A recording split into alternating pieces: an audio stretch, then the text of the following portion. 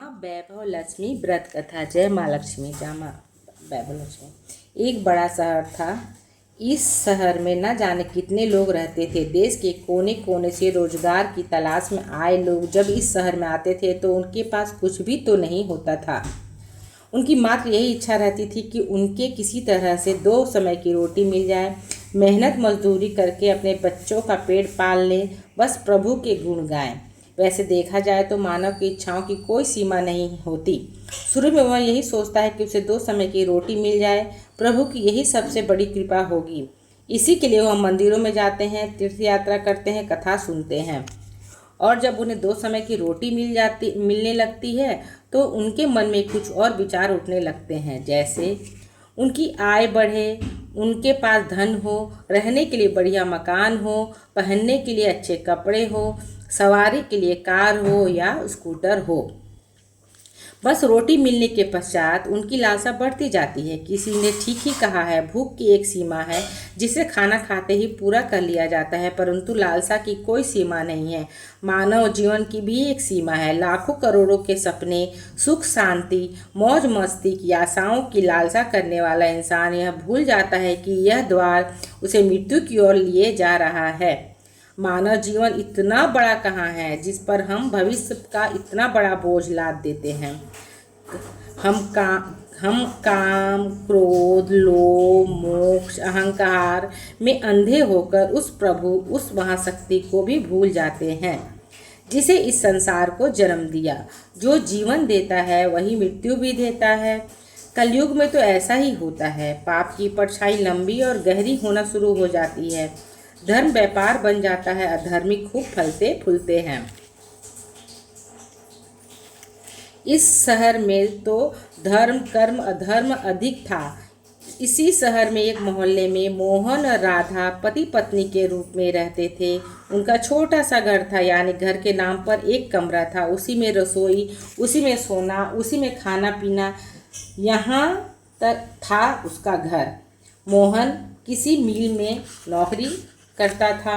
राधा घर का सारा काम काज करती थी। उसने अपने छोटे से घर को ही इतना साफ सुथरा और सजा रखा था कि मोहल्ले की औरतें अक्सर कहती थी, घर की सफाई करना हो तो हमारी राधा बहन से सीखो। यह बात तो राधा भी जानती थी कि इस शहर में अच्छे लोग कम और बुरे अधिक हैं। उसी के आस पड़ोस के कुछ औरतें ऐसी थीं जो दिन भर एक दूसरे की चुगलियाँ करती रहती थीं। दूसरे के घरों में ताक झांक कर उनकी बुराइयां ढूंढता तो उनके सबसे पहला काम था। अपने घर के भले ही उनका कोई खबर ना हो, मगर पूरे मोहल्ले की खबर तो उनके पास यूँ रहती थी जैसे मोहल्ले की डायरी लिखने का काम प्रभु ने उन्हें ही सौंप रखा हो। राधा को उनकी यह बातें पसंद नहीं थी। पहले तो उसे यह घर के कामकाज में समय नहीं मिलता था। दूसरा, पति की सेवा करना उसका धर्म था। पति की लंबी आयु और उन्नति के लिए ईश्वर की उपासना करती। हर मंगलवार को महावीर जी का व्रत कर अपने पति की चिर आयु के लिए रखती। मोहल्ले की चुगलखोर औरतों को राधा की अच्छी आदतें कैसे पसंद आ सकती थी। वे तो कहने लगी थी कि राधा अकड़ है, जो किसी की बात करना पसंद नहीं करती। शायद इसे ना कि वह बड़ी सुंदर है, उसे अपनी सुंदरता पर बड़ा गर्व है। उसे यह नहीं पता कि जिस मोहल्ले में रहते हैं वहाँ सबसे मित्रता करते हैं, उनके साथ मिलकर बैठते हैं। यदि वह किसी के पास दुख सुख बांटने नहीं जाएगी तो कल को उसके पास कौन आएगा। इन सब की बड़ी बहन ललिता थी जो पूरे मोहल्ले को अपनी उंगलियों पर नचाती थी।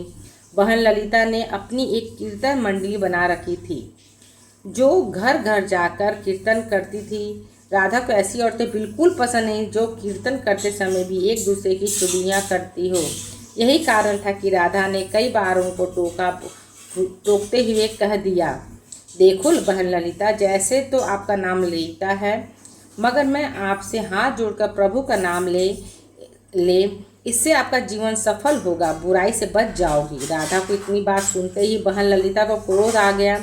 क्रोध के मारे उसके चेहरे लाल रंग हो गया। वह अकड़ कर बोली, ओ कल की छोकरी, क्या तू मुझे बताएगी कि मुझे क्या करना है? अभी शहर में आए 2 साल हुए हैं। गांव का गोबर अभी हाथों से उतरा नहीं और हम शहर वालों को अकल सिखाने लगी, गंवार कहीं की। देखो बहन, मैं गंवार हूँ या कुछ और, मैं प्रभु भक्ति में अब पूरी विश्वास रखती हूँ। मैं अच्छी तरह जानती हूँ कि भक्ति में ही शक्ति है। भक्ति ढोलकिया चिमटे बजाने में नहीं होती, भक्ति सत्य के पथ पर चलने से होती है। ईश्वर का यही सिद्धांत है, शिक्षा है कि किसी का बुरा मत करो। मैं तो हर जीवात्मा में रहता हूँ। तुम मेरी तलाश में क्यों भटक रहे हो? यदि सत्य की विश्वास सहारा लेकर अपनी आत्मा ने मुझे तलाश करोगे तो मैं तुम्हें अवश्य मिलूंगा। इस बात को सुनकर वह ललिता और उसकी साथी सब मिलकर राधा का मजाक उड़ाने लगी थी। राधा जानती थी ये लोग पाप करने वाले हैं, उनकी पूजा तो केवल ढोंग है, दिखावा है। इनके मन काले हैं, खोटे हैं, इनके अधिक बोलने का कोई लाभ नहीं। इनकी कीर्तन मंडली खूब धन कमा लेती है। ईश्वर के नाम पर व्यापार, दुर्गा के नाम पर लूट, छी छी छी, घिन होने लगी थी राधा को इन सब से। उसने अपने घर में पूजा पाठ करना शुरू कर दिया, इन लोगों के दूर रहने लगी। बुरी संगत में पड़कर शराब पीने लगा, जुआ खेलने लगा। गांव में आया सीधा साधा मोहन सर के साथियों में ऐसा फंसा कि उसे बुरी आदतें लग गई। शुरू में उसने अपने आप को बहुत बचाने का प्रयास किया, लेकिन अब चारों ओर ही आग लगी हो तब वह कब तक बच सकता था? एक मजदूर का वेतन कितना होता है? पूरे महीने मेहनत करने पर जो कुछ उन्हें मिलता था, अपने घर की 2 समय की रोटी ही चल सकती थी। मकान का किराया, दुनियादारी, कपड़े लत्ते, यह सब कुछ वेतन में ही तो चलता था। लेकिन जब इन वेतन के शराब पी जाए, चरस गांजा पिया जाए, जुआ खेला जाए तो घर कैसे चलेगा? राधा बेचारी बहुत दुखी हो गई, अंदर ही अंदर घुलने लगी। पति को मना करती तो उल्टी उसे मार पड़ती, गलतियां सुनने को मिलती। घर में आकर वह इतना हाय हल्ला करता कि लोगों को उनका मजाक उड़ाने का मौका मिलता। वह अंदर अंदर टूटने लगी, हर समय उदास रहने लगी। अपने मन की आग को शांत करने के लिए आंसू बहाती रहती। इस परदेश में उसका कौन था जो उसे सहारा देता? वह अकेली पड़ गई थी। आकर उसे प्रभु का ही आसरा था। माँ दुर्गा ही उसे सहारा देंगी। माँ लक्ष्मी तो उस घर से रूठ चुकी थी, मोहन के घर में बर्तन तक बेच डाले थे। इतने बड़े संकट में भी उसने प्रभु पर विश्वास नहीं छोड़ा, माँ दुर्गा की उपासना नहीं छोड़ी। उसे पूर्ण विश्वास था कि एक दिन माँ उसके सारे कष्ट दूर करेगी। एक दिन जब घर में खाने का कुछ नहीं बचा था, वह 2 दिन से भूखी थी। जिस दुकान से खाने पीने का सामान उधार मिलता था, उसने इसलिए उधार देने से मना कर दिया क्योंकि उसके पिछले रुपए ही नहीं दिए गए थे। इस युग में जो जिसके पास लक्ष्मी नहीं हुई भूखा मर जाएगा। राधा माँ लक्ष्मी के चित्र के आगे हाथ जोड़े बैठी रो रही थी। माँ ने उसके आंखों में से आंसू टपकते देख लिए थे, उसके हृदय में दुख जान लिए थे। राधा रोई जा रही थी, साथ में वह माँ लक्ष्मी की पूजा भी कर रही थी। माँ लक्ष्मी मुझे बचा लो, माँ मुझे बचा लो, देखो मेरे घर की क्या हालत हो गई है। घर में मैं 2 दिन से भूखी हूँ, मेरा पति बिगड़ चुका है। घर में लक्ष्मी जी आप बैठी हैं, परंतु आपका दूसरा रूप इस संसार में माया का है, वह इस घर में नहीं है। उसके बिना जीवन नहीं। माँ मुझे बचा लो, मुझे बचा लो माँ, मुझे बचा लो माँ। माँ शक्ति दो माँ। माँ लक्ष्मी कृपा करो, इस घर को बचा ले माँ, आपकी मेरा अंतिम आसरा हो। तुमने मुझे ना बचाया तो मैं तुम्हारे चरणों में ही जान दे दूंगी। अब तो मेरा यह अंतिम निर्णय है। यह कहती हुई राधा माँ लक्ष्मी के चित्र के आगे गिर गई।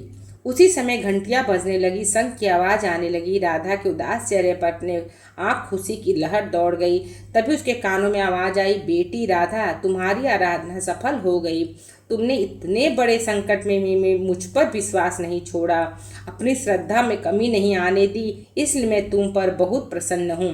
राधा, एक तो तुम पतिव्रता धर्म में पूरी उतरी, अपने पति की सेवा में कोई कमी नहीं रखी। दूसरा, तूने मुझ पर विश्वास नहीं छोड़ा। यह सब तेरी अग्नि परीक्षा ही थी जिसमें तू पूरी उतरी है। हे जगत माता, मैंने आपसे आज तक कुछ नहीं मांगा, परंतु आज मैं मजबूर हो गई हूँ माँ। आज पहली बार आपसे इस घर की खुशियाँ मांग रही हूँ माँ। धनवान बनने की कोई लालसा नहीं, मुझे तो जीने के लिए धन की ज़रूरत है जिसे हम खाना खा सकें, मेरे बिगड़े हुए पति को सुधार दो माँ। जाओ बेटी, अपने पति को संभालो, मैं तुम्हारी मनोकामना पूर्ण करने के द्वार खोल रही हूँ। उठो, अपने घर के द्वार खोलो। राधा के अंदर ना जाने कहाँ से अनजानी शक्ति आ गई थी। वह माँ लक्ष्मी के चरणों से उठकर अपने घर के द्वार की ओर गई तो सामने ही एक तेजस्वी ब्राह्मण को खड़े पाया। हे हे बेटी राधा, जय माँ लक्ष्मी बोलो। जय माँ लक्ष्मी, राधा ने पूरी शक्ति से कहा। देखो बेटी, मैं माँ लक्ष्मी जी के मंदिर का पुजारी हूँ। माँ के आशीर्वाद से यह 2 बोरी आटा, साथ में दालें और घी, यह सब खाने की सामग्री आपके घर पहुँचाने के आदेश हुए हैं। आप धन्य हैं महाराज, आप धन्य हैं। माँ लक्ष्मी के पुजारी होने के नाते मैं आपके चरणों को छूती हूँ महाराज, और आपसे यह प्रार्थना करती हूँ कि मुझे यह संकट से निकलने का उपाय भी बताओ।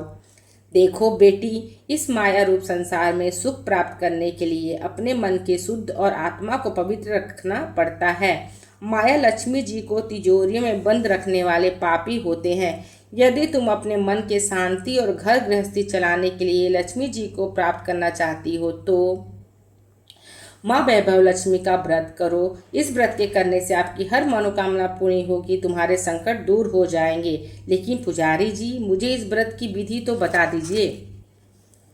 मैं तो माँ की उपासना बचपन से कर रही हूँ, किंतु व्रत विधि मुझे नहीं आता। देखो बेटी, लक्ष्मी जी का व्रत बहुत सरल है। इसे माँ वैभव लक्ष्मी व्रत कहा जाता है। जो प्राणी सच्चे मन से इस व्रत को कर लेता है, उसकी सारी मनोकामनाएं पूर्ण हो जाती हैं। उसे हर प्रकार की सुख संपत्ति प्राप्त होती है। इस व्रत को विधि पूर्वक करने से इसका फल मिलता है। जो लोग इस व्रत को विधि पूर्वक नहीं करते, उन्हें कोई फल नहीं मिलता है, बल्कि वे अपने मन की शांति खो बैठते हैं। कई पाखंडी और धोखेबाज यह कहते फिरते हैं कि सोने के गहने की हल्दी कुमकुम से पूजा करो, बस व्रत हो गया, परंतु ऐसा है नहीं। कोई भी व्रत जब तक अपनी विधि अनुसार नहीं किया जाता है, उसका फल शून्य ही होता है तो मिलेगा। यह सब कुछ भी अपने आप पर निर्भर करता है। वैसे घर में यदि सोना हो तो व्रत रखकर उसकी उपासना करें। माँ लक्ष्मी जी का व्रत शुक्रवार को रखना चाहिए। सुबह उठकर नहा धोकर साफ सुथरे कपड़े पहने और दिन भर माँ का पूजन करें। हर समय मुंह से यही निकालें, जय माँ लक्ष्मी, जय माँ लक्ष्मी। शाम के समय पूर्व दिशा की ओर मुँह करके आसन पर बैठे और माँ लक्ष्मी जी की मूर्ति का चित्र किसी ऊंचे स्थान पर रख उसके आगे चावल की ढेरी लगाएं। एक खुली प्लेट में सोने के जेवर रखें। यदि सोने के जेवर ना हो तो चांदी की काम चलेगा। माँ लक्ष्मी के चरणों में गुलाब के सुर्ख फूल अर्पण करें। धूप के साथ साथ देसी घी की जोत जलाएं। वैसे तो माँ लक्ष्मी के अनेक रूप है, परंतु इन सबकी नींव श्री यंत्र है। जो माँ के भक्त श्री यंत्र के दर्शन कर लेते हैं, समझ लो उन्होंने माँ के हर रूप के दर्शन कर लिए। इसलिए माँ पूजन के समय श्री यंत्र को मत भूलें। सबसे पहले प्लेट में रखे जेवर को हल्दी का टीका लगाकर 5 बार बोले, जय माँ वैभव लक्ष्मी, जय माँ वैभव लक्ष्मी, हमारी खाली झोली भर दो माँ, हमारी खाली झोली भर दो माँ। इसके पश्चात घी, आटे और चीनी से भूनकर बनाया गया प्रसाद, जिसमें केले के टुकड़े काटे हो, माँ लक्ष्मी की आरती करके उस प्रसाद को लोगों में बांट दें। बांटते समय भी आपकी जुबान पर लक्ष्मी जी की जय जरूर करना चाहिए। यह व्रत निरंतर 21 या 51 रखे जा सकते हैं। सूर्यास्त के होने के पश्चात माँ की उपासना करके जब प्रसाद बांट ले तो आप भी भोजन ग्रहण कर सकते हैं। माँ के आगे पड़े चावलों को सब पंछियों को डाल दें। व्रत रखने वाले हर भक्त के लिए यह जरूरी है कि वह माँ वैभव लक्ष्मी व्रत कथा का पाठ करे और लोगों को कथा सुनाए। इससे और अधिक पुण्य मिलता है। यह सारे व्रत जब विधि पूर्वक पूर्ण हो जाए तो इसके फल स्वरूप प्राणी की हर इच्छा पूरी हो जाती है। माँ लक्ष्मी स्वयं उनका कल्याण करती है। उनके घर में सुख ही सुख मिलते हैं। धन हो तो आता ही है, परंतु जिनके घर में संतान ना हो उनके लिए यह व्रत वरदान से कम नहीं। जब व्रत संपूर्ण हो रहे हों, अर्थात 21वां या 51वां व्रत जब रखें तो उस दिन 7 छोटी बच्चियों को घर पर बुलाकर उन्हें उनका मन प्रसन्न भोजन खिलाएं। फिर कन्या को चांदी अथवा गिलट का एक एक सिक्का रुपए दक्षिणा में दे।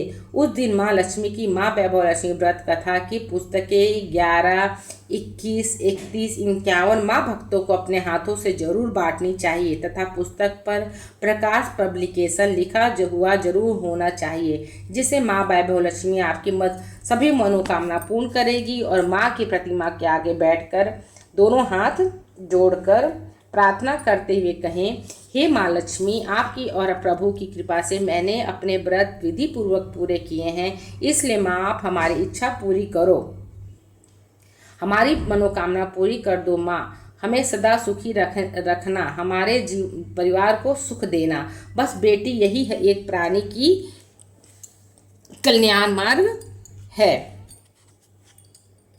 तुम माँ वैभव लक्ष्मी व्रत करो, तुम्हारे पति भी ठीक हो जाएंगे और तुम्हें धन भी मिलेगा, तुम सदा कष्ट मुक्त रहोगी। यह कहते हुए पुजारी जी तो चले गए।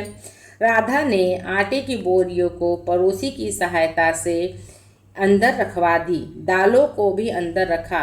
माँ लक्ष्मी की उपासना तो कर ही रही थी, परंतु विधि अनुसार नहीं कर पाती थी। आज माँ लक्ष्मी ने उसकी हालत देखकर जो उसकी सहायता की, उसे यह कैसे भूल सकेगी। सहसा उसे याद आया, कल ही शुक्रवार है, मैं कल से ही माँ लक्ष्मी जी की किस व्रत आरंभ करूंगी। दूसरे दिन ही राधा ने शुक्रवार की व्रत कथा आरंभ कर दी और साथ ही माँ का व्रत रखा। सारा दिन माँ की आरती करती रही। फिर उसने रात्रि में समय माँ वैभव लक्ष्मी व्रत कथा का पाठ करके घर आए पति के चरण छूकर उसे प्रसाद खिलाया तो उसके पति उसे प्यार से सीने से लगा लिया। मेरी राधा, तुम तो सचमुच देवी ही लग रही हो। मैं ही पापी था जो आज तक देवता न बनकर राक्षस बना रहा, लेकिन आज मेरी आंखें खुल गई है। अब मुझे अपने भूल का एहसास हो रहा है। मैं आज माँ लक्ष्मी के चरणों में बैठकर यह प्रार्थना करता हूँ कि मैं कभी भी शराब नहीं पीऊँगा, ना कभी जुआ खेलूँगा, ना ही गंदे और बुरे लोगों की संगत में बैठूँगा।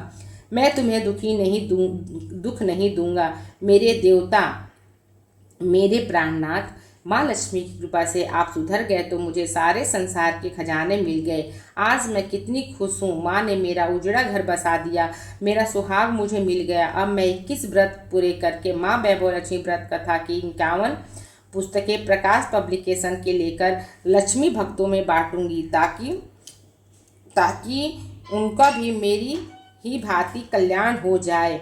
मोहन ने अपनी पत्नी का हाथ पकड़कर उसे चूमते हुए कहा, देखो माँ राधा, जिस माँ लक्ष्मी ने मुझे पाप के संसार से निकाल दिया है, मैं भी उनके 21 व्रत रखूँगा, सदा घर में उनकी पूजा करता रहूँगा। राधा ने अपने पति के चरणों में अपना सिर रखते हुए कहा, मेरे देवता, आज मैं प्रसन्न हूँ, बहुत ही प्रसन्न। माँ लक्ष्मी की कृपा से मेरी मनोकामना पूरी हो गई है। जय माँ वैभव लक्ष्मी, जय माँ वैभव लक्ष्मी।